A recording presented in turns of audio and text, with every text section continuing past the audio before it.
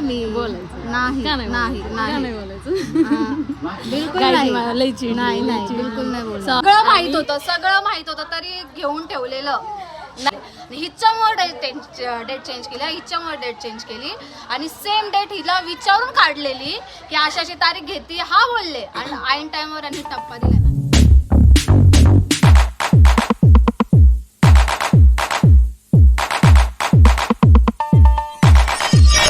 Hello guys, आपलं स्वागत आहे प्राचिका शेतकरी यूट्यूब चॅनलवरती.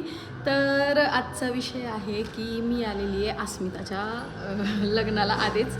तर मी आलेली आहे नाशिकला इथं आणि अस्मिता माझ्यावर खूप जास्त चिडलेली आहे आणि ते पण का चिडलेली मी तुम्हाला रिझन देते. अस्मिताने ठेवलेली बॅचलर पार्टी जी माझ्यामुळे म्हणजे मी कुठे बाहेर गेले होते फिरायला वगैरे नाही का गंगासागरला वगैरे असं, तर तिने डेट्स चेंज केल्या माझ्यामुळे आणि माझं एक वर्क चालू होतं, शूट चालू होतं, तिथे मी होते आणि जी आम्हाला डेट दिली होती तर त्या डेटला मी तिथं म्हणजे मला जाताच आलं नाही, मी आणि कोयल. तर आमच्या दोघींना तिथं जाताच आलं नाही. तर बॅचलर पार्टी जी तुम्ही तिचे व्हिडिओ वगैरे बघत असाल तर त्यामध्ये मी आणि कोयल मिस आहे, कारण की आम्ही गेलेलोच नाही आहे, आलो नव्हतो. त्यामुळे आज मी तर खूप जास्त चिडलेली. तिचं म्हणणं असं होतं की हा दिवस पुन्हा नाही येणार माझ्या आयुष्यामध्ये सिंगल वगैरे, तर आपण पार्टी वगैरे मस्त एन्जॉय वगैरे केला असता. हे किती जरी खरं असलं तरी मला माझ्या कामामुळं जरा थोडंसं मला नाही येता आलं. आम्ही तर काय केलं, आम्ही रात्री 2च्या आसपास मे बी नाशिकला आलो. तर आम्हाला तिला सरप्राईज करायचा प्लॅन होता पण ती घरी नव्हती. मग आत्ता ती आलेली आहे घरी आणि आम्ही आहे इथं वरती, म्हणजे मावशी आहे इथं अस्मिताच्याच घराच्या तिथं वरती, तर तिथं आम्ही थांबलेलो आहे. तर आता तिला मी फोनवर फोन केलेत, एकसुद्धा फोन माझा रिसिव्ह केलेला नाही. आता आपण खाली जाऊन बघू तिचं रिॲक्शन. मला माहिती आहे ती खूपच जास्त चिडलेली असणार आहे, पण चला आपण जाऊन तिचे रिॲक्शन एकदा बघून येऊ. तर गाईज मी चाललेली आहे खाली, बघूयात आता काय होते काय नाही, मला तर नाही माहिती, पण बघूयात आपण. चला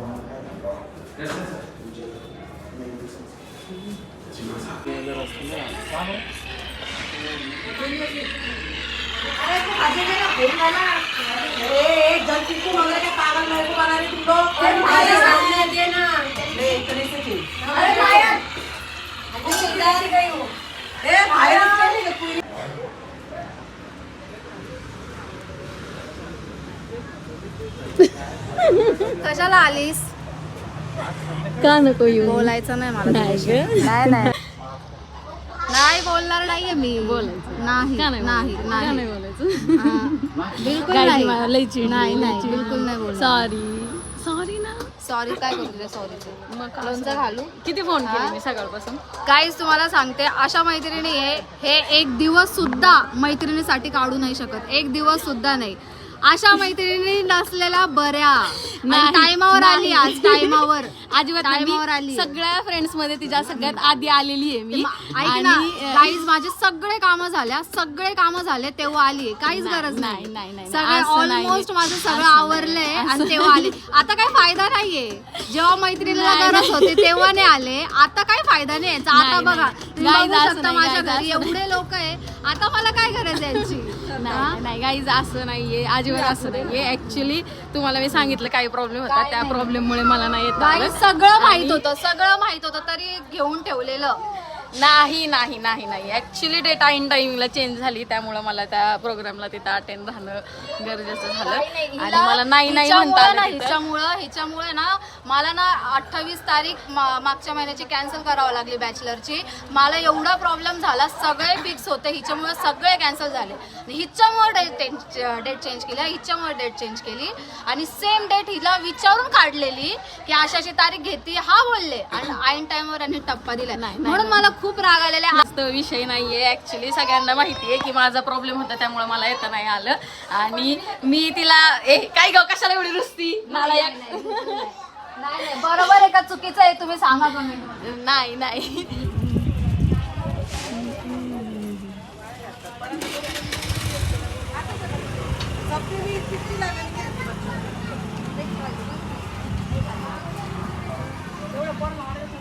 तर गाईज तुम्ही बघितलं माझ्या अस्मिता किती चिडलेली, अक्षरशः ती पण रडली आणि मी पण रडली. तर विषय असा झाला होता की तिने तुम्हाला सांगितलं सगळं अरेंजमेंट केली होती आणि तिला जे ड्रेस वगैरे साडी वगैरे जे काही तिचं लग्नाचं सामान होतं ते सगळं तिला घेऊन यायला मी तिला आधी बोलले होते की मी येईल नाही का, म्हणजे मी येईल आणि आपण सगळी खरेदी वगैरे करू, पण माझ्या त्या फंक्शनमुळं आणि जरा थोडं फॅमिली इश्यूमुळे मला काय येता आलेलं नाही आहे. म्हणजे मी तरी सगळ्या फ्रेंड्समध्ये आधी आलेली आहे, पण मान्य आहे की तिच्या तयारीला वगैरे मी नव्हते. सो त्यामुळे ती खूप खूप जास्त नर्वस झालेली, खूप जास्त चिडलेली आहे आणि अक्षरशः म्हणजे रडली, ती पण रडली आणि मी पण रडली. कारण की खरं आहे, बॅचलर एकदा लग्न झाल्यानंतर ना पुन्हा बॅचलर लाईफ जगताच येत नाही जशी पाहिजे तशी. सो तिने खूप जास्त अरेंजमेंट केली होती आमच्या सगळ्यांसाठी, पण ते अरेंजमेंट आम्हाला यायला नाही जमलं म्हणून ते फेल झालं. त्यामुळे ती खूप जास्त चिडलेली आणि तिला खूप असं नर्वसनेस आला की बाबा नाही आली. कारण की तिची आणि माझी मैत्री नाही म्हणायला गेलं तरी 7-8 वर्षापासून आहे मी, ती आणि कोयल अशी. मी फर्स्ट टाईम आले होते तेव्हापासूनची आमची फ्रेंडशिप म्हणजे आहे ॲक्च्युली. त्यानंतर मी जेव्हा फर्स्ट सॉंगला आले, फर्स्ट टाईमलाच मी तिला बारामतीला घेऊन आले होते आणि बारामतीला मग त्याच्यानंतर तिचं येणं जाणं, माझं येणं जाणं, ती नाशिकला आपलं, ती बारामतीला, मी नाशिकला, असं फक्त ती माझ्यासाठी येत होती, मी तिच्यासाठी इकडे येत होती. पण मला फंक्शनलला ज्या टायमिंगला पाहिजे त्या टाईमला ॲक्च्युली मला नाही येत आलं. पण चलो, आता इथून पुढचे कार्यक्रम फंक्शन मी अटेंड करेल सगळे आणि ते तुम्हाला ब्लॉगमध्ये दाखवायचा नक्कीच प्रयत्न करेल. कोयल कुठे गेली ग? लय म्हणजे लय प्रमाणात ती चिडलेली, लय रडली अक्षरशः. लय रडली, ती पण रडली आणि मी पण रडली. असं करू नका, मग मला पण रडायला येतं. तुला पण रडायला येतं. आता माझे शो झालेले आहेत गाईज. मी तिचे बोलणी ओरडा सगळं खाऊन झालेलं, आता कोयल राहिलेली आहे. तुम्ही तर बघितलंच की किती आणि कशी चिडलेली आहे ते. ऑब्व्हियसली तिला वाटणारच, कारण की जेव्हा तिला गरज होती, जेव्हा तिला तयारीचं हे होतं तेव्हा आम्ही आलो पाहिजे होतं, पण नाही आलो. मी आता प्रत्येक वेळेस तेच सांगते, आमचं एक फंक्शनमुळं, एक शूटमुळं आम्हाला येता आलं नाही.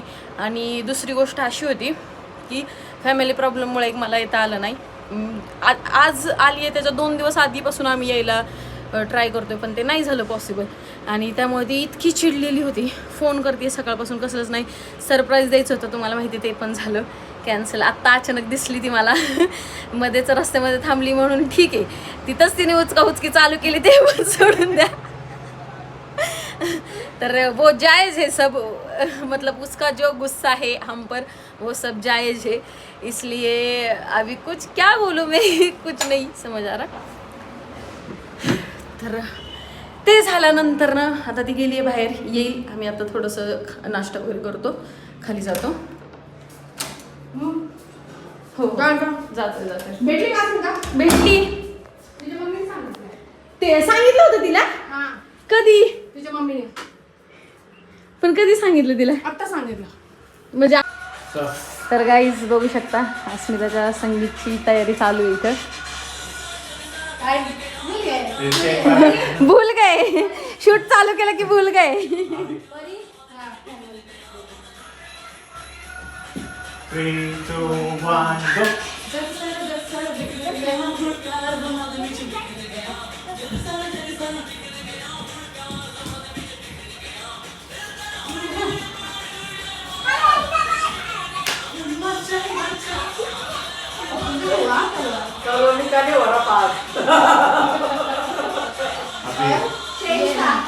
हे आपण सपनाच्या ह्याला कसं केलं होतं ना, ब्लॉग पहाटे 4 वाजल्यापासून चालू केला होता. 3 नाही ना, हाफ शूट हिच्या जवळ होतं अस्मिताकडं, त्यामुळे मला टाकताच नाही आला. आणि आपण ट्रेन मध्ये ब्लॉग घेतला होता, स्पेशल आपल्याला पकडलेलं होतं.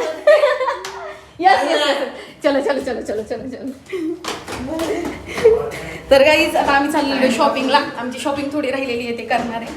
तर गाईज आम्ही शॉपमध्ये आलेलो आहे. आता इथं खूप सारे ड्रेसेस लावलेले आहेत. त्यातून कोणता चॉईस करायचा ते चालले. पप्पांची वगैरे पण शॉपिंग चालू आहे. ए हिरो, बस झालं. आरसा राहिला तिकडे, दुसरीकडे बघून शायनिंग करते.